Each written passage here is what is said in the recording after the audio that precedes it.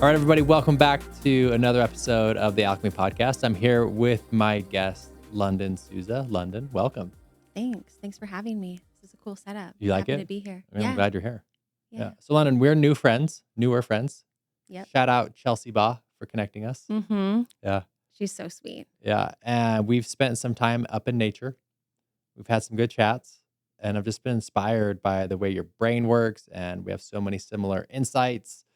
And I'm just really happy to have you on the show to share some of your insights. And one of the first things I've picked up on as you've shared your journey is that it seems like we're always on our healing journey, whatever you want to call it. Like we're always progressing, we're always getting better. But it seems like you've had some major jumps from where it seems you were really kind of focused on your physical fitness and your health journey. And it seems like it's transitioned to more of an inner journey the last little while. Is that fair for me to say? Yeah. I say I used to be focused on the workouts. Now I like the work-ins. Ooh, I like that. That's what I say. Yeah. So the workouts, because you're in great shape. Thanks. Right. I remember we were doing a hike up in Conwood Canyon, and I was like huffing and puffing, and you were just like, you're cruising up the mountain. That's my jam, though. I love to hike. Love to be in nature. I started my career in fitness, or whatever you want to call it, like my first. You were doing like in-home fitness Mm-hmm. house calls things, right? Is that right? Yeah. So, I went to, speaking of different leaps and changes and transitions, I went to school at Long Beach State for psychology. And I wanted to be a forensic psychiatrist, and I wanted to interview serial killers. And I wanted to interview serial killers. Yeah. I wanted to go to prisons and sit down with them, kind of like this, but hopefully there was like a wall between us, you know, and just chat and just be like, what, how, just have this dialogue. I was really just into that world. I would read all the crime books, follow all the different, criminals and stories, and just get really into that. So when I moved away from my really small town I grew up in to Long Beach, I was like, okay, I want to study psychology. I want to be a forensic psychiatrist.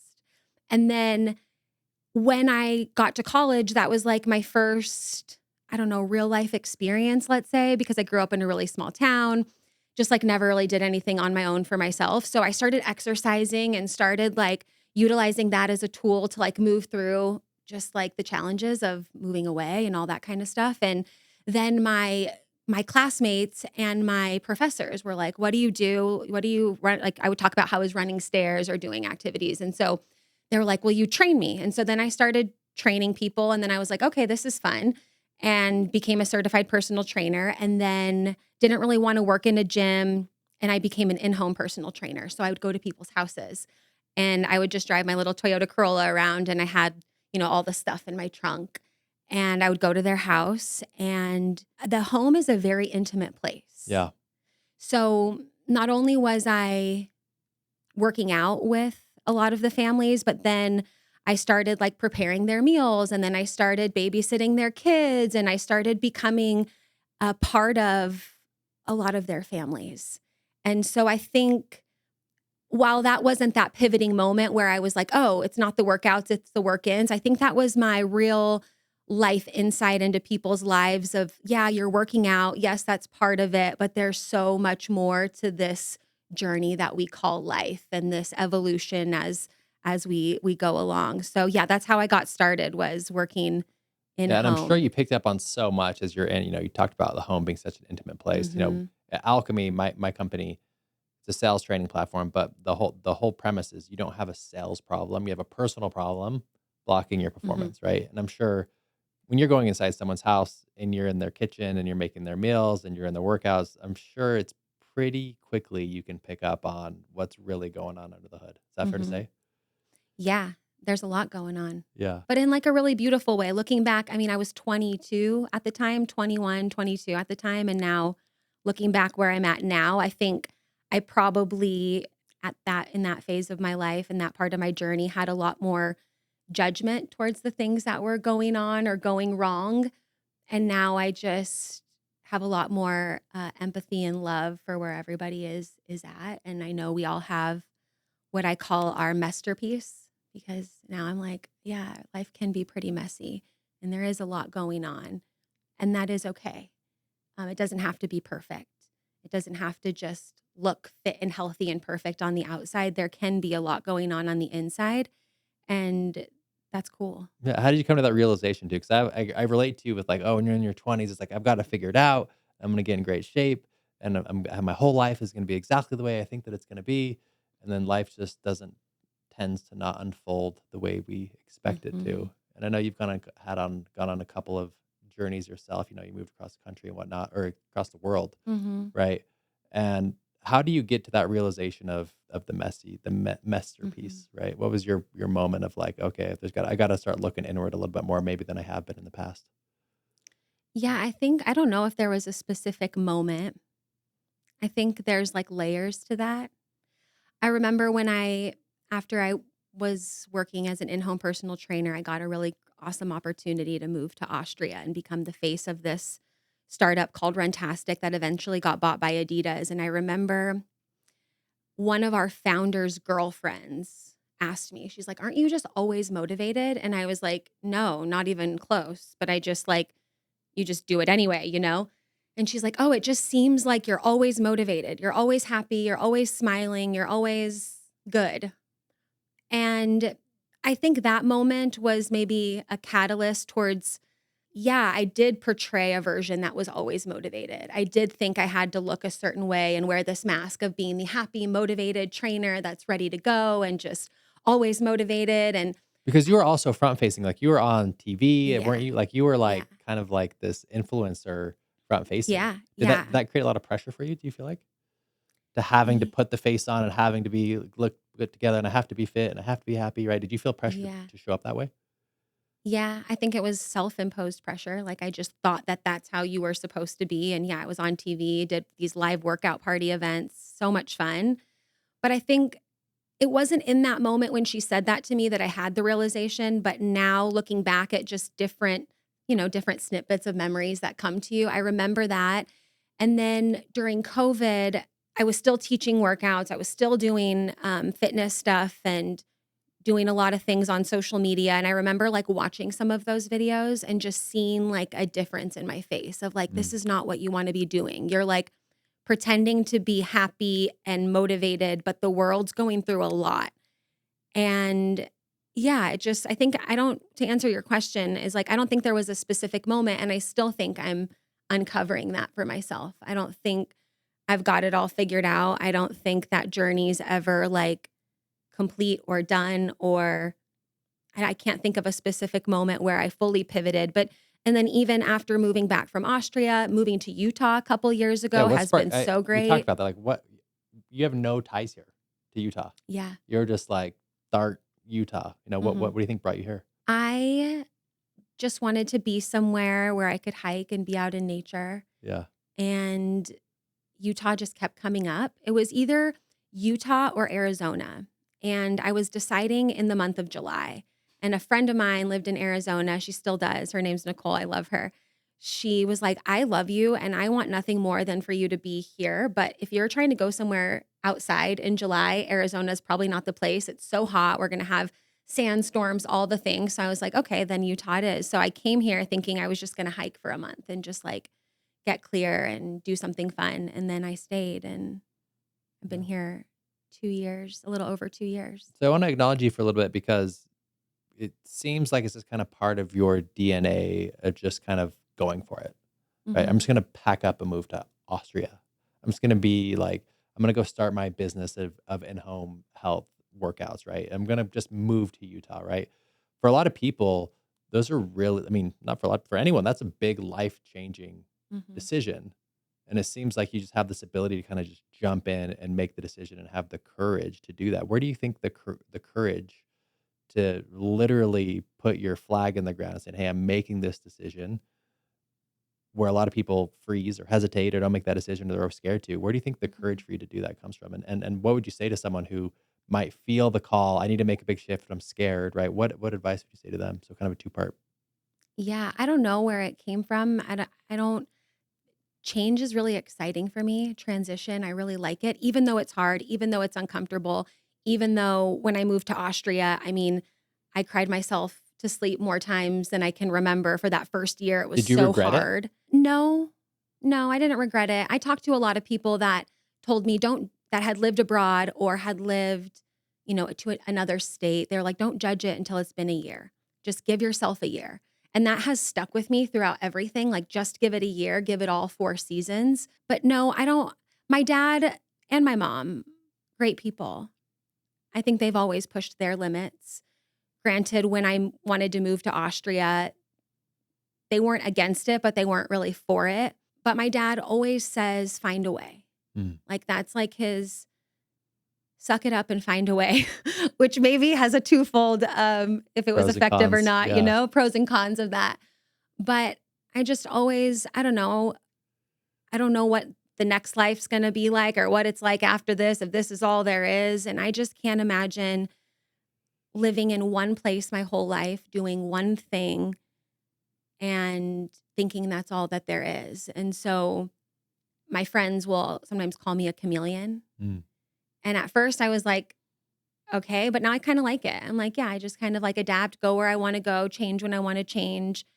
I like that. I think if we only get this one life, then I don't want to stay the same. I want it to be like, oh yeah, that previous version of me, or I used to be like, I don't want to get to the end of my life with, I wish I would have done this.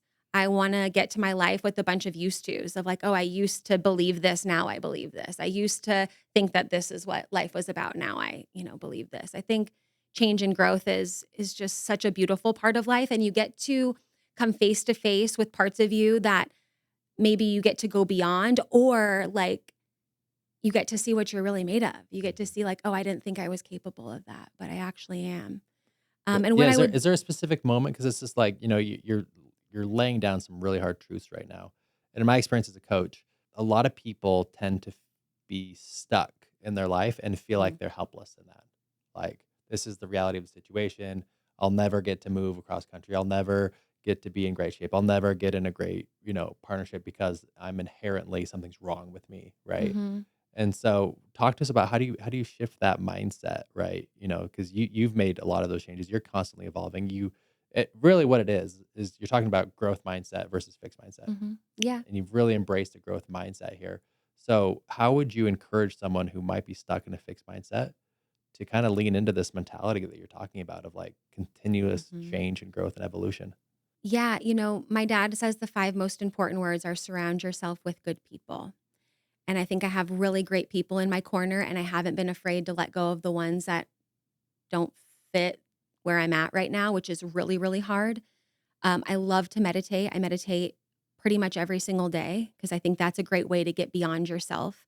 I was recently interviewing my friend Veronica for my podcast, and we talked about how you can't think your way out of change. Like, Mhm. you can't just sit there and say, I want to work out and I want to do the things. Like, you actually have to do the things. You have to take action, right? And so, like I said, I think friends are a really great tool. I think meditation is a phenomenal tool. Exercise is a really great tool as well, because if I feel stuck in a particular area of my life, like even this morning, I woke up, like I told you before we recorded, I had really I slept really hard. I had an intense therapy session yesterday. I woke up feeling like a little discombobulated. And I was like, okay, what are my tools? I'm just going to go to the sauna and I'm going to work out. And then I'm going to see what happens after that. And so I think sometimes the stuckness comes by that really big picture of, oh my gosh, yeah, from sitting on this couch to then moving to Austria, or sitting on this couch to losing 50 pounds, like that's a big leap.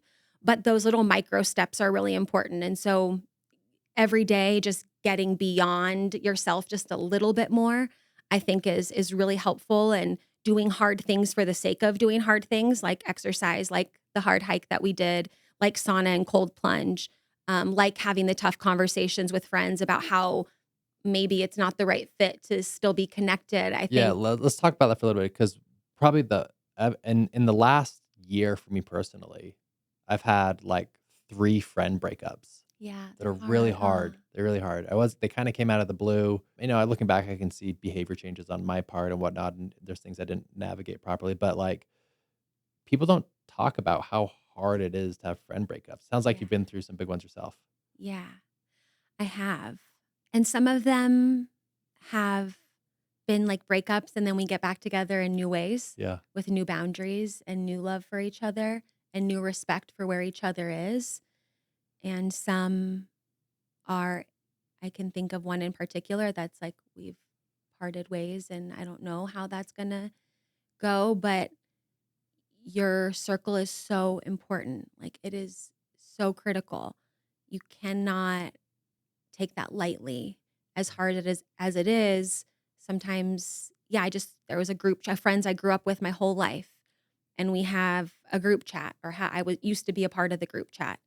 And I just remember like waking up to messages of like them just like talking crap about other people, or like screenshots from other people's Instagram of who they wanted to talk about that day. And I just was like, this is not who I want to be. This doesn't feel good.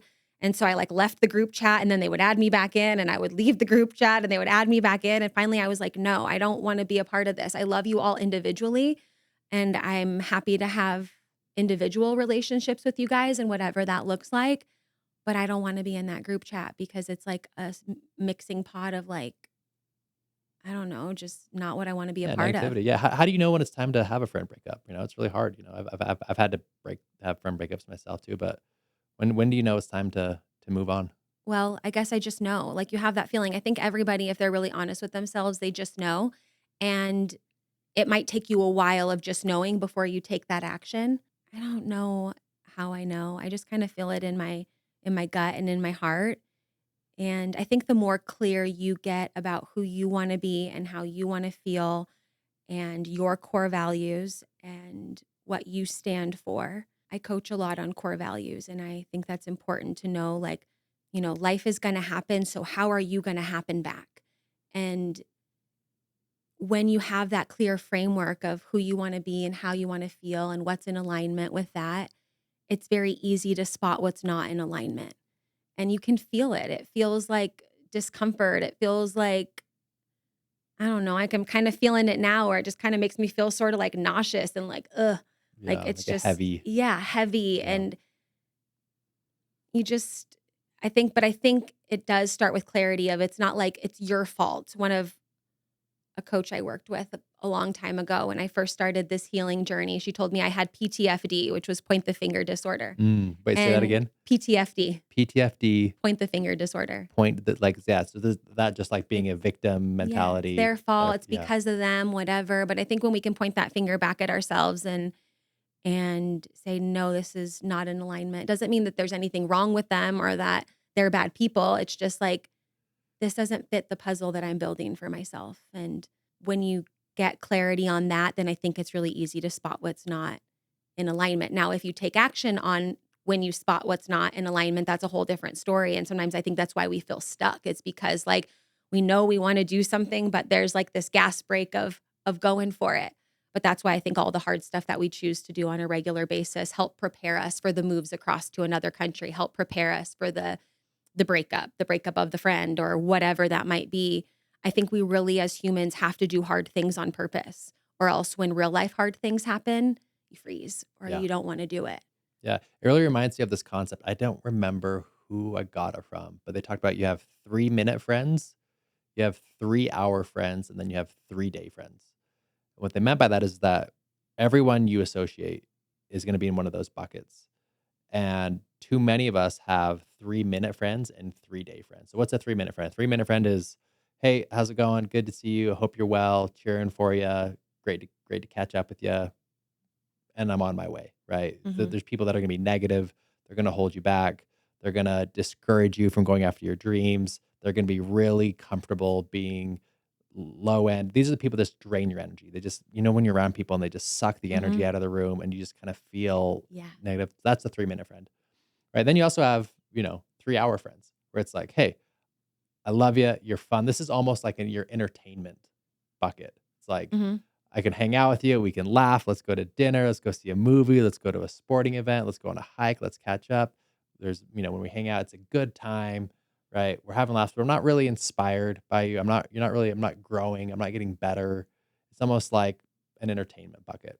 And then you have your 3-day friends. And these are people that are like, when I'm around you, I leave feeling energized and you inspire me to be better. And when I'm around you, like I'm just enamored by your personality, and they provide a lot of value to you. They're service oriented. You become a better person when you're around them. It's people you want to build with, people you want to create with, Mhm. people that when you're around, it's like 1 + 1 = 4.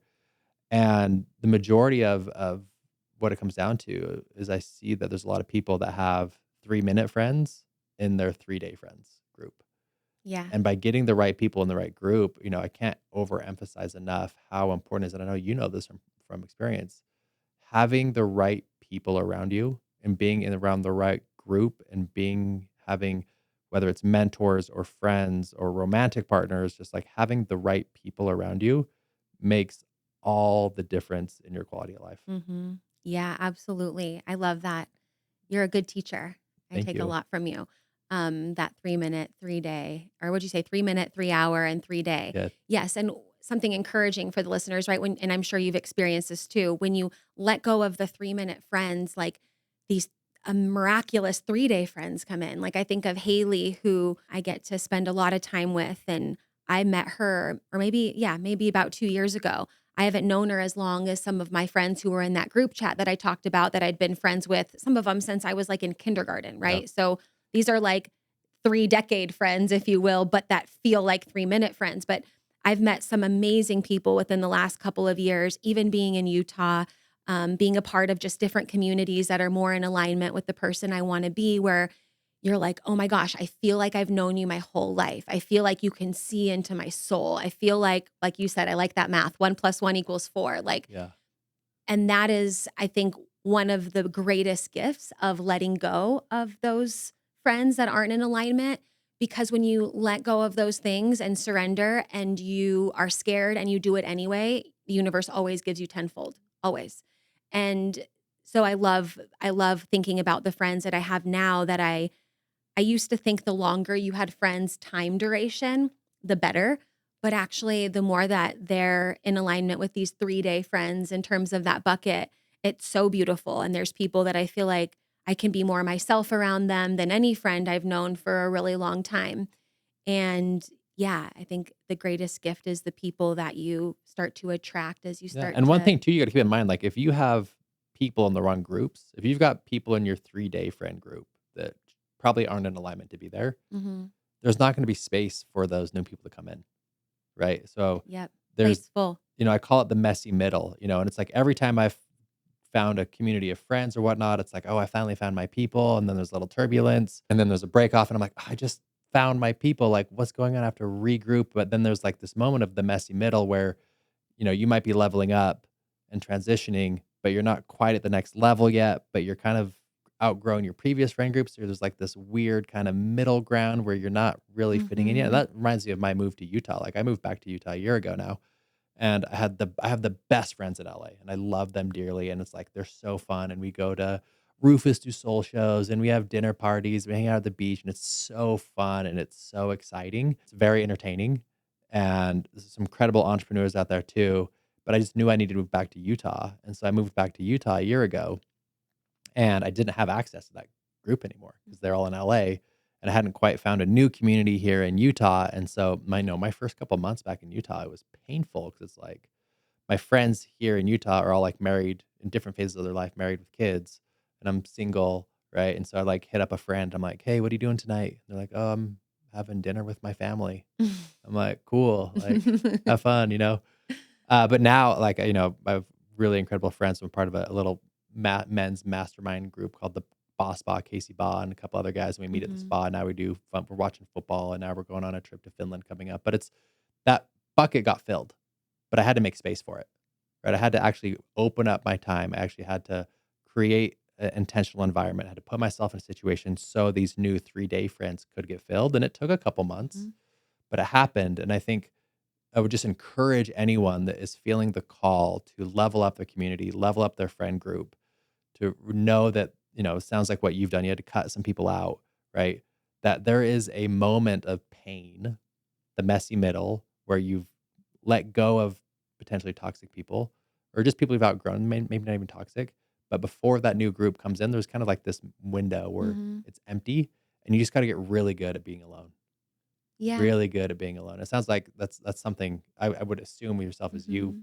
probably have spent the time alone looking at yourself, growing, who do I want to Mhm. become, and gotten comfortable in those spaces yourself. Yeah. I think everyone should get comfortable being alone. You're gonna be alone at some point in your life. But I think too of what you said. You're like, yeah, I joined this like men's mastermind group.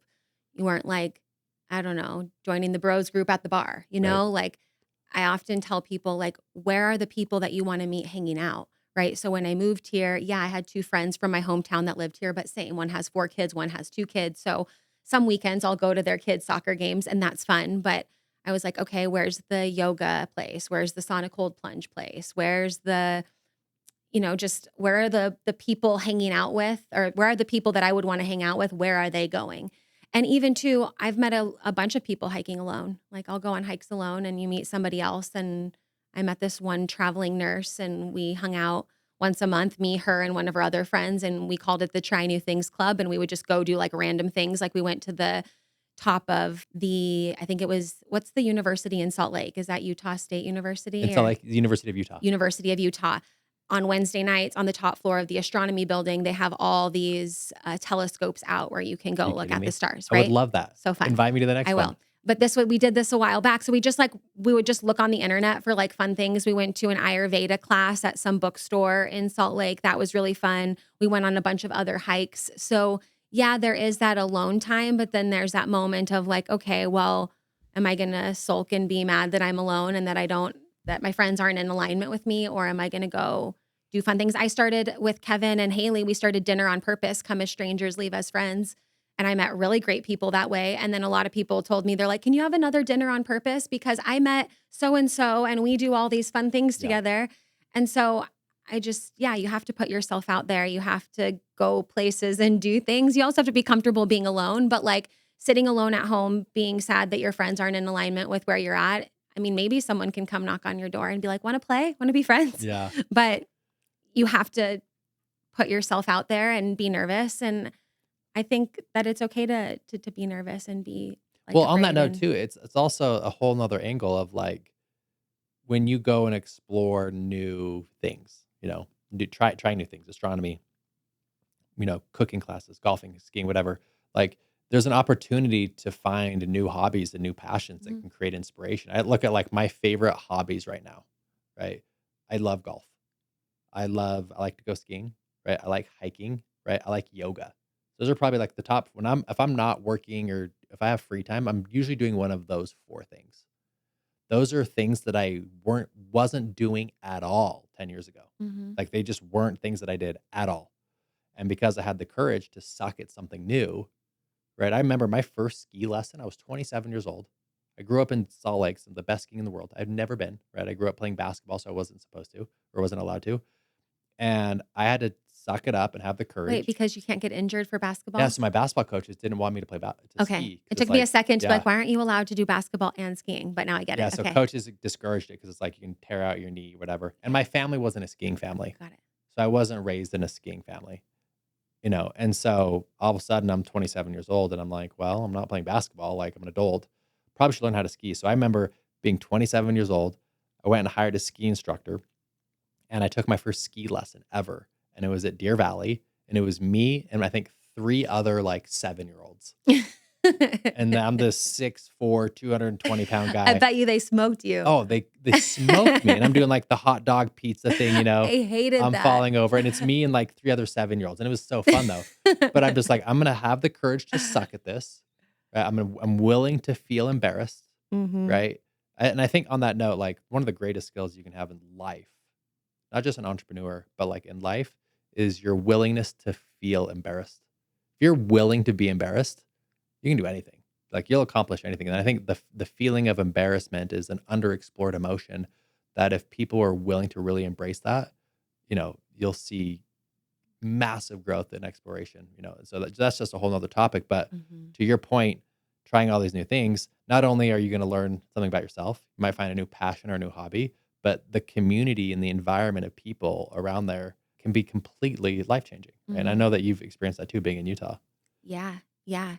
It made me laugh with the pizza thing because I Yeah. remember the first time I tried to ski, the one and only time when I was living in Austria. The guy's like, "Pizza, Uh, pizza," and I was like, "I'm going to the lodge. I'm done." yeah. I didn't get as good at skiing as you did, but yeah, it's like being scared and doing it anyway, in whatever that looks like for you, right? For somebody listening or even you, it's like what might feel like the next best scary thing is going to be different. What might feel scary for you could not feel scary for somebody at all. I have done this event with my friend Aubrey called Voice of Impact, how to amplify your influence and use your voice and public speaking, being in front of people and speaking, which is something that you and I do, and maybe that's not something that's scary, maybe at some point it was, but it's like, what is that thing that when you think about it makes you feel really scared, uncomfortable, or embarrassed, and how can you lean into that a little bit more?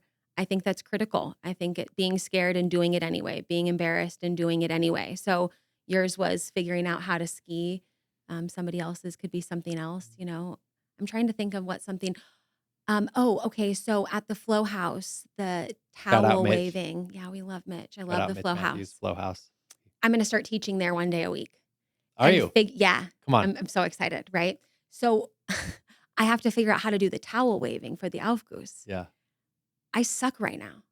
Like I practice in my living room and I crack up laughing because I'm like, oh my gosh, how am I going to figure out how to do this?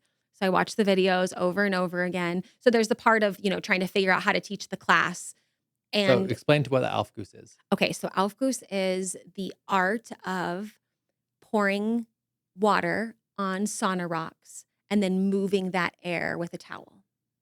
So it fills the aromas fill up the whole Yes. sauna. Right? Yes, with Yeah. water. And I think with aufguss, I think the actual, and I could be getting this wrong, I'm learning, but it's with the water and the aromatics together, Yep. right?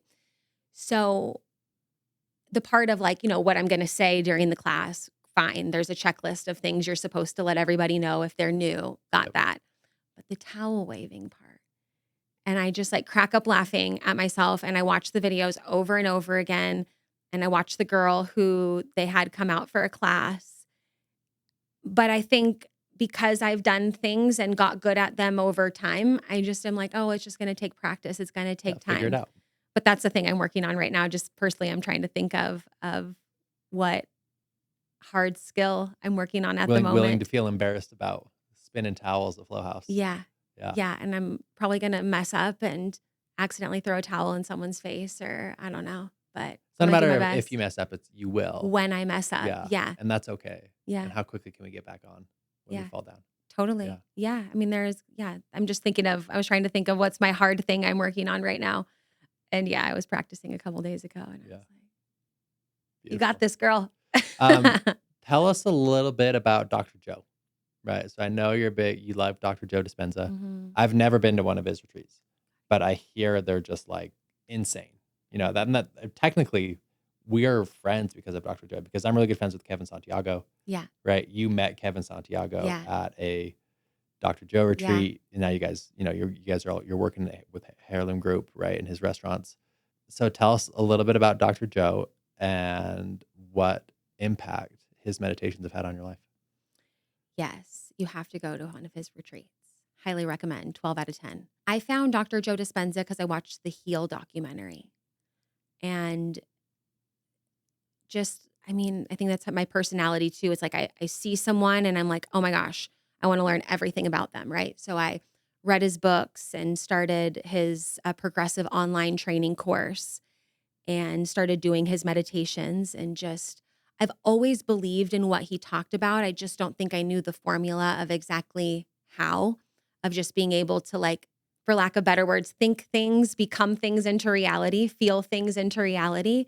But then during COVID, when I was living in Austria and we were in real lockdown, I just started reading his books even more. Eventually came back to America, went to my first Dr. Joe retreat in November of 2020.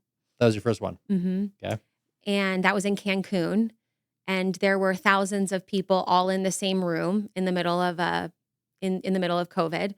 And we were all meditating together. And I didn't know what to expect. A friend of mine had been there before and she's like, just expect a lot of meditation and a lot of maybe discomfort. And I was like, okay. But the idea is that to change your personal reality, you have to change your personality. Say it again. to change your personal reality, you have to change your personality. And changing your personality, like I said before, it's not something you can just think into reality. Like you can't just say like, okay, I'm just going to be happy today and I'm just going Right. to be like happy, right? And so a lot of the work that he does is he says it's breaking the habit of being yourself. It's overcoming yourself. Well, how do we do that? We do that with meditation. And, there's at the week-long retreats, there's some moments where you're meditating for 4, 5, 6 hours and it Straight. feels like, and it feels like 45 minutes. And you're just getting so comfortable to your point of like being alone, but just being with yourself, overcoming yourself. He says becoming nobody, no thing, nowhere, no time, and getting back to that essence of oneness, Awareness. of awareness, and creating from the quantum, right? Getting to that point where you're so disconnected from that I'm London and that I got my nails done blue last week and that I like these certain things, like being connected to that awareness and changing the patterns in the field and then seeing that with your eyes opened. And so at that first retreat, I had no clue what I was getting into, but I just knew. I remember coming back and talking with my mom about it, about how like I get how important it is for people to like talk about their pain and share it, but I think sometimes we create these relationships that are based on sharing pain. Like you Mhm. don't know who you are if you're not talking about your You struggles and identify your with it, pain. You're right? identifying This is yourself in who I that am. relationship. I'm the person that had this hardship. Yes. I'm the person that had this heartbreak. I'm the Mhm. person that lost my job. I'm the person that lost my partner in a tragic car Yes. accident, right? Yes. Yeah. Yes. And so uh the work, like I said, is sitting with yourself, and there's a lot of breath work and some really awesome stuff that you have to experience. Where he talks a lot about the pineal gland and perineum to pineal gland and moving that cerebral spinal fluid The up and chi. Yeah. knocking on the door, and having these spontaneous changes. Right? We don't. Sometimes we think it's going to take so much time to change. Right? If I want to be from here to here, I have to go through time. And what we're doing at the retreats and through this work is like, well, you can also have instantaneous change in your reality if Yeah. you know how to get to that place of awareness, as you call it, or the quantum, Yeah. and changing that So is it like formula a and then Kundalini seeing awakening kind of. where it's like pulling the energy up the spine, right? And then Mhm. breaking through when you get to kind of the top floor? Yeah. Oh, amazing. Because I've done It's Kundalini before and it's intense, right? It's a yeah. lot of breath and you're kind of really pulling up the life force energy and you're Yeah. trying to get it to activate and Yeah. then and then it blows Yeah, through that. and it's insane. It's insane. Yeah, that. Yeah. Yeah. And when you're doing it with, I mean, of course it's not just what you do at a seminar or at a retreat. It's obviously what you The do when you social get flow, right? home, When there's, yeah. right? I'm sure if someone goes to an event where you're speaking or you're facilitating, that's great, but they have to be able to take what they've Yeah. learned and implement that in their everyday life, Was right? that easy for you to transition back home? Yes and no. So I've gone to 3 of his retreats. I think it's always timely to go back. You just kind of get reinvigorated. I think I've gone through some periods where I haven't meditated, but then you feel it. You feel that like, I don't know, Yeah. How do like you know when kind you're of, off? I just feel like grumpy and repetitive thoughts coming in and just kind of like complaining about the same things or being annoyed by some of the same things. But now I'm like, I can't not. And to your point of Kevin, I met him at a Dr. Joe retreat. Now I work with him. I work with Haley. We've started this challenge of writing down all the thoughts that aren't in alignment with who we want to be. What are the things that we're thinking on a day-to-day basis? What are the feelings that we're feeling? Like literally writing them down to paper. And then what are the thoughts you do want to think? What are the feelings you do want to feel? Right. And Dr. Joe calls it your think box and your play box, right? It's like you got to think about these things. You can't just go into a meditation and like just sit there and not have a game plan, No. right? It's like, who have I been and who do I want to be? And how do I practice being that with my eyes closed so then I can do it with my eyes opened? And yeah, just getting a lot of clarity on who you no longer want to be and who you do want to be. I do this meditation in the morning. It's his morning meditation. And he says, what is that vision of the future? And going through that. And then he says, now remind yourself of who you no longer want to be. What feelings will you no longer demonstrate? Right. And then you go back. So it's like that practice of going back and forth is really important because then you can know what that feels like, right? Of the feelings you don't want to feel anymore, anger, resentment, frustration. What do you want to feel? Compassion, enthusiasm, happiness, bliss, whatever those feelings are. But you have to be able to spot the knot. Like you have to be able to know when you're going back and practice that so many times that he says you can never let those feelings or thoughts slip by your awareness again. And they do, and they will. But Yeah. it's like that. It feels like it's not holding on to it, right? You know, what Yep. you talk about, you know, you have these teachers or these people that come into your life, Mm-hmm. Dr. Joe for you. It's like, I have to learn everything about this person, Yeah. right? Yeah. So for me, it's two people. It's Michael Singer, Love him. Untethered Soul, Yeah. right? He's for sure my number one. Like, I'm Mm-hmm. absolutely hyper fixated on all of his work, right? Mm-hmm. I would bet I'm the number one podcast listener of Michael Singer in the Michael world. Singer. I didn't listen to Untethered Soul, but I listened to another book. Surrender Experiment. Yes. Yeah. That's so good. So good, right? So So good. I listen to every one of Michael Singer's podcasts probably 2 or 3 times. I go through it, and sometimes I'm find one I like. I listen to it 4 or 5 times. I just have it on Yeah. repeat. And then the other person is Ram Dass, right? Yeah. So Ram Dass and Michael Singer are like probably the two most influential people in my life. Mhm. Truly, I'm actually dedicating my next book to both of them. And Ram Dass talks a lot about a similar concept of just letting go of the anger, letting go, right? You'll feel, it's not that you're not going to feel it, right? You know, one of my favorite quotes of all time is from Dr. John Kabat-Zinn, and he says, great meditation teacher, says, cannot stop the waves from coming, But you can choose which ones to surf. but you can learn how to surf, right?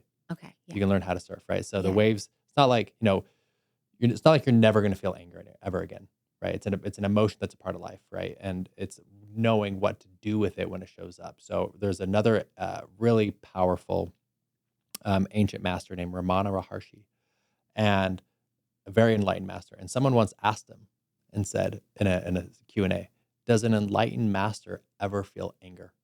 And guess what he said? Yes. But it's like writing on water.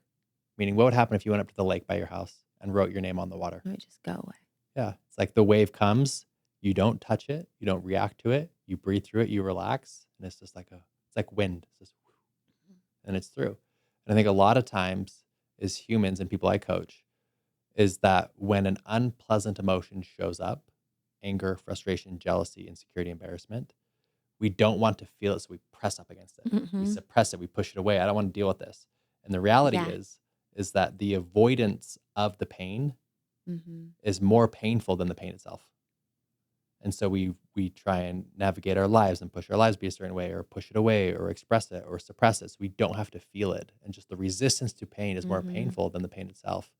And so what seems like you're talking about here is when embarrassment shows up, when fear shows up, when sadness shows up, what would it look like if you actually just allowed it to move through you Mhm. rather than pushing it away or avoiding it or distracting yourself too? And I know one thing that I catch myself too is distraction. I think the number one threat to success, my personal success, isn't my ability to learn a new skill or to execute. It's that I catch myself distracting myself, right? Through social media, through exercise sometime, through sleeping in, whatever it may be.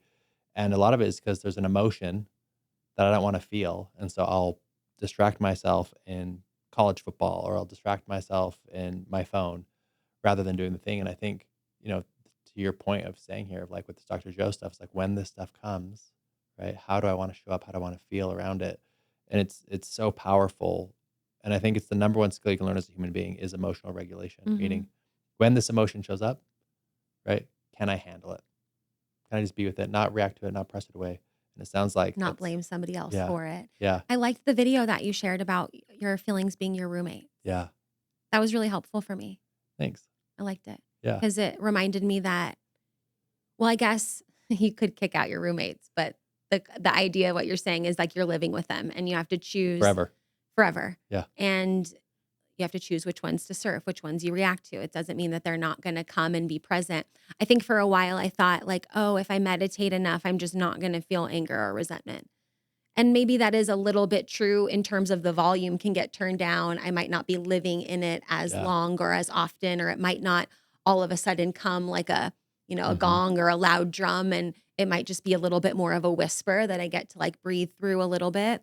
But I really liked that. So Yeah. thanks for that video. Yeah, because the reality is what you wanna do here is you want to increase your inner capacity to be able to feel uncomfortable, right? Mhm. So, there will never come a point in my life or anyone's life where given your external achievement, $100 million in the epic house in Malibu and the hottest partner in the world and the coolest car and the helicopter and the private jet, that given your level of external achievement, that you have then transcended unpleasant emotion, right? Yeah. It's not like at $100 million net worth, anxiety vanishes from your life forever. So Mhm. anxiety, fear, disappointment, anger, jealousy, insecurity are always going to be there forever. So what my role is how do I increase my inner capacity to be so big that when insecurity shows up, there's just space for it. I can be with the part of myself that's insecure. I can be with the part of myself that's fearful. I can have space for my jealousy. I can have space for my embarrassment. And because my inner space is so big, I call it the size of a football stadium, I can still keep my eyes on the game. I can still watch the football game in the arena with Mhm. all these other pieces of me, and it doesn't knock me off my center. Whereas most people, like, we're in this small little podcast room right now. If insecurity came in right now in that door, and then stood in that corner and just stared at us, would me and you be able to give a strong enough podcast? Or would we be distracted by the insecurity? Right? We'd be like, what is this person doing in the room? This is really weird. It's making this uncomfortable. I'm not able to focus. Right? This is really awkward because our capacity is so small. But if we were in Dallas Cowboys football stadium, I've increased my capacity. Right? I mean, we're in Dallas Cowboys Stadium and we're hanging out, we're watching the football game, we're sitting by each other, and we notice on the other end of the bleachers, right? Insecurity walked in, right? Would that affect our ability to enjoy and be present in the game? Not as much. Not as much, right? And so the goal isn't to get rid of these unpleasant emotions, is to increase your capacity to be able to handle them. Mhm. And I think, that's what a lot we were saying with Dr. Joe is like, how do I want to show up? Right? Who do I want to be when it does show up? How do I navigate it? Like, and what do I actually want to step into? What version of myself do I want to step into so I can handle it? So, Mhm. I mean, I love what you're saying. Yeah. Yeah, no, it's been really powerful and I love what you share. Thanks. I feel like I'm gaining something from our conversation today. Yeah, thanks. And we're all just doing our best. That's one thing I really admire about you is that I can tell you are on a journey of self discovery and self growth. And it seems like it's a journey that's not going to end. I mean, does it end? Yeah, I don't think it does. I think it does. Yeah. What do you, let me ask this. What has been your biggest, like, you've been in Utah for how long now? A little over 2 A little years. over 2 years, right? You've kind of bounced around. It seems like you've consistently are evolving and growing. And I actually I'm going to give a shout out to Taylor Swift here because I love Taylor Swift, right? But I admire Taylor Swift because she is someone who consistently reinvents herself again and again and again. She's top of the pop charts. She totally tears herself down, rebuilds in a whole new brand, then tears it down, and then rebuilds herself. Brands rebuilds, and she's been at the top of her game for a long time. I mean, her music's fine. It's not like I'm a diehard Swiftie, but I admire her ability to continuously evolve and grow. And so, looking, at these last 2 years and looking forward, what are you hoping the next version of London looks like? I think something I'm proud of over the last 2 years is being more comfortable sharing the mess. And so I hope that the continuous sharing of that and of the journey, right? My social media, my brand is Life Like Lunden. Like I just like to share what I'm experiencing and hopefully it inspires somebody else to take that leap. And so I want to keep doing that in the most authentic way and the most, yeah, true way to myself. I think when I was in this phase of fitness and I mean, it was like these types of cameras in my face every day, all day for like years, right? Of just doing all that kind of stuff. And I remember just feeling like, oh, I feel like layers of a mask are coming off. I remember being so afraid I had really, really bad cystic acne when I was in my early 20s. And I remember being so afraid to tell people that story, right? So, and now I'm like, I don't even care. Like, I'll tell anybody that story. I have pictures on my phone. I'll show anyone because it's helpful. Or, sharing stories about my family and the different struggles I've had with, being raised in a very strict Italian upbringing. And I remember being so afraid to share that there was like dysfunction in my family, like, you know? So I just hope that in this next evolution of London, I just can continue to share authentically, unapologetically, and not be afraid of some of the messy parts and that I keep getting to have those moments with people where they're like, "Oh," like a guy messaged me yesterday on Instagram And he's like, just so you know, I exercised, my whole family exercised with you throughout COVID. You saved us during COVID. Amazing. And this was yesterday in 2025, you know? And I was like, oh my gosh, that's so awesome. And he's like, I'm surprised that you reply. And I was like, of course, only ones I don't reply to are the ones that are like, I want to sell you 50,000 followers. Like, I Yeah. don't reply to those messages, but all the other ones, I like really stay up late to go through all of them and read them. And I want to respond to people. And so anyways, I just want to keep giving those moments to myself and giving those moments to others, right? Like the permission to feel, the permission to heal, the permission to just keep peeling back the layers. And I don't know what that will look like, but when I look at the history of myself, I'm like, oh, that's been pretty good, pretty fun run so far. And I feel like there's probably going to be more things that come up, cool opportunities, cool places I get to be, cool people I get to meet. And so I just want to keep doing that and just keep being as much of myself as I can, you know? Yeah. Well, if London was a stock on the stock market, I would be buying stock in London. It's a growth stock. It's a good trajectory. Yeah. Yeah. Where can people find you? My everywhere, Life Like Lunden, Lunden. Yeah. Instagram is where I hang out the most. My podcast, Self Love and Sweat, the podcast. And on the mountains somewhere in Utah, most Beautiful. times. And soon to be at Flow House. Yeah, right? Soon to be at Flow House. London, thanks so much for being on the show. I'm inspired by you. I'm inspired by your growth and your commitment to never-ending progress. And you're just a joy to be around. Thanks for having me.